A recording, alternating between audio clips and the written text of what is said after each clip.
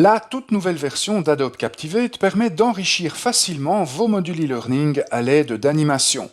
En fait, vous pouvez animer presque tous les composants présents dans votre projet e-learning. Commençons par les bases en animant cette image sur la première diapositive de ce projet Captivate. Lorsque l'image est sélectionnée, ses propriétés apparaissent dans l'inspecteur des propriétés sur la droite de l'écran. Cliquez maintenant sur la troisième icône en partant du haut pour ouvrir le panneau Animation de l'inspecteur des propriétés. Remarquez tout d'abord les trois onglets dans la partie supérieure du panneau. Ils vous permettent d'ajouter des animations d'entrée, d'accentuation et de sortie aux composants sélectionnés. Commençons par un simple effet d'entrée. Assurez-vous d'être sur l'onglet Entrée et choisissez l'une des animations disponibles. Notez qu'il y a plusieurs pages d'animation comme l'indiquent les petits points sous la liste. Notez également qu'en cliquant sur une animation, celle-ci est automatiquement jouée sur la diapositive. Pour supprimer une animation, revenez sur la première page et cliquez sur Aucune. Choisissez maintenant un effet d'animation. Les options de l'effet choisi apparaissent dans la section Options de l'inspecteur des propriétés. Notez que les options disponibles sont différentes pour chaque effet. Dans le cas de l'effet charnière en entrée, vous pouvez choisir la direction de l'effet et cocher les cases Échelle et Flou. Cliquez sur le bouton Tester pour visualiser l'option choisie.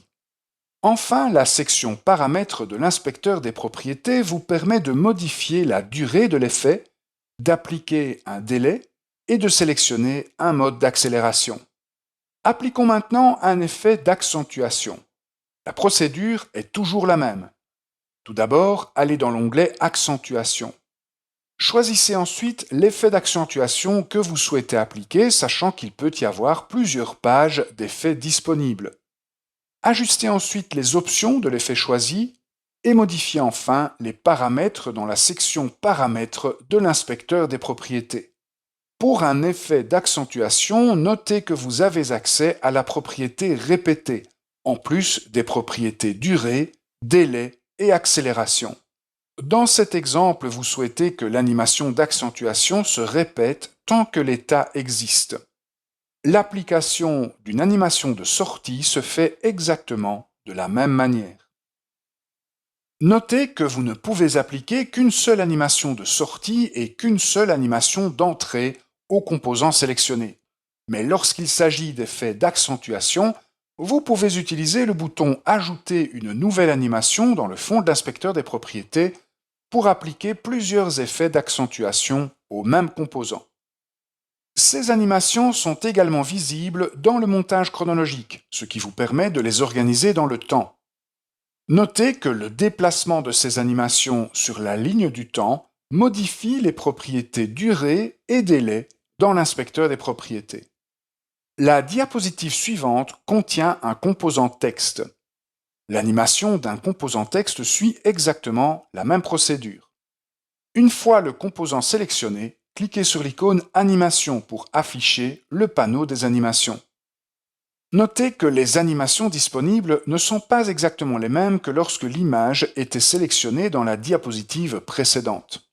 Par exemple, l'animation d'entrée Machine à écrire n'est disponible que lorsqu'un composant texte est sélectionné. Cette animation offre un certain nombre d'options intéressantes comme la possibilité d'afficher le texte par mot ou par ligne, ainsi que la possibilité de rendre aléatoire l'apparition du texte à l'écran. Sur la diapositive numéro 3, vous avez une image contenant 5 états, comme indiqué dans la section États de l'inspecteur des propriétés. Vous pouvez visualiser ces états en cliquant sur le bouton Afficher.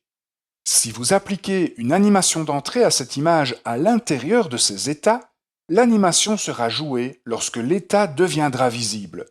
Pour tester ceci, appliquez une animation d'entrée différente à l'image dans chacun de ces états. Ensuite, appliquez l'action Aller à l'état suivant au bouton suivant et l'action Aller à l'état précédent au bouton précédent. Enfin, vous pouvez également déclencher une animation en réponse à un événement, tel que le clic sur un bouton. Sélectionnez le bouton et ouvrez le panneau des interactions sur la droite de l'écran. L'une des actions disponibles est l'action « Appliquer l'animation ». Sélectionnez l'objet que vous souhaitez animer, cliquez sur « Suivant » et choisissez l'animation ainsi que ses options. N'oubliez pas de cliquer sur le bouton « Terminer » pour enregistrer cette interaction. Revenons à la première diapositive pour ajouter une dernière animation à ce projet. Pour ce faire, sélectionnez le bouton « Continuer », puis allez dans le panneau des interactions et appliquez l'action « Aller à la diapositive suivante ».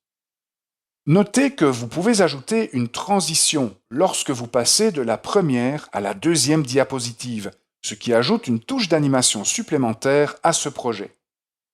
Vous pouvez maintenant cliquer avec le bouton droit de la souris sur le bouton « Continuer » et copier l'interaction afin de la coller sur les boutons « Continuer » des diapositives 2 et 3.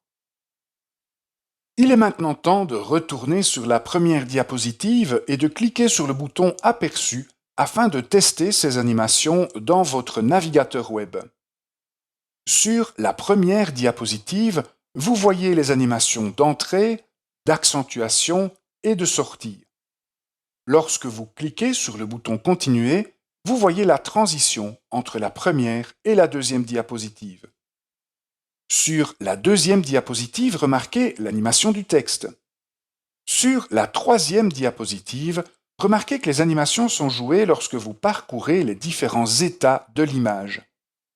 Enfin, sur la dernière diapositive, cliquez sur le bouton pour animer l'image de droite. Dans cette vidéo, vous avez passé en revue différents flux de travail pour appliquer toutes sortes d'animations aux composants de vos projets e-learning, en ce compris des animations basées sur le montage chronologique et des animations déclenchées par une interaction. Vous avez également appliqué des transitions entre les différentes diapositives de ce projet.